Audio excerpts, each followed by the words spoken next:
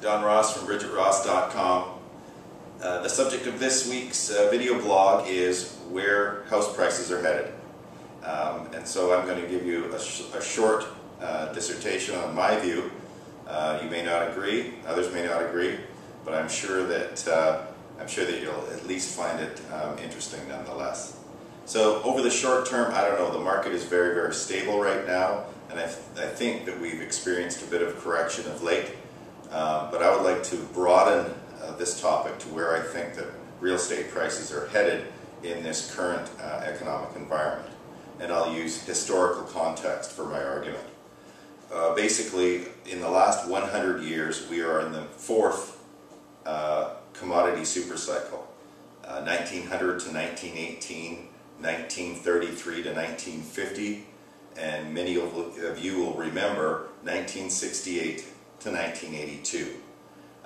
In these commodity supercycles, and this one, by the way, began in 2001, that's when the price of gold really started to rally, as well as all other commodities. Interesting to note that the government says that our inflation rate is 1 to 2% or something like that, when wheat, rice, sugar, copper, gold, etc., have increased in price almost, well, anywhere from 50 to 100% depending on the commodity. So these commodity supercycles share a characteristic. The price of commodities obviously is in demand.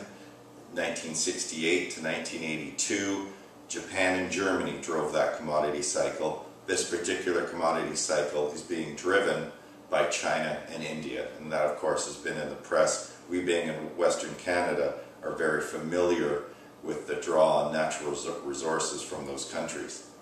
The other thing that's interesting about commodity cycles is that they create a surge in demand in all hard assets, and real estate is certainly one of those hard assets. Many of you were alive and probably working and owning a house in the early 1980s when the prices of houses rapidly increased until rates went up north of about 20% in order to stem the inflation that was occurring, and then a pretty sharp decline in the price of real estate. So we are in the mid stages of this particular commodity cycles. The experts all agree that we've got another 8 to 10 years remaining in this commodity cycle. Having said that, the U.S. housing market is far different, because that is an artificial market. It was created by lending standards that were ridiculous, and currently bankruptcies are not being allowed to occur. That could be a good thing, but that said, that is purely an artificial market.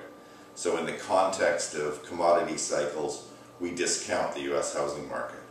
But for us in Canada, the commodity cycle is in full swing, halfway done, and long-term property prices in Canada, if they follow historical patterns, will likely increase pretty dramatically as we get to the conclusion of this commodity cycle.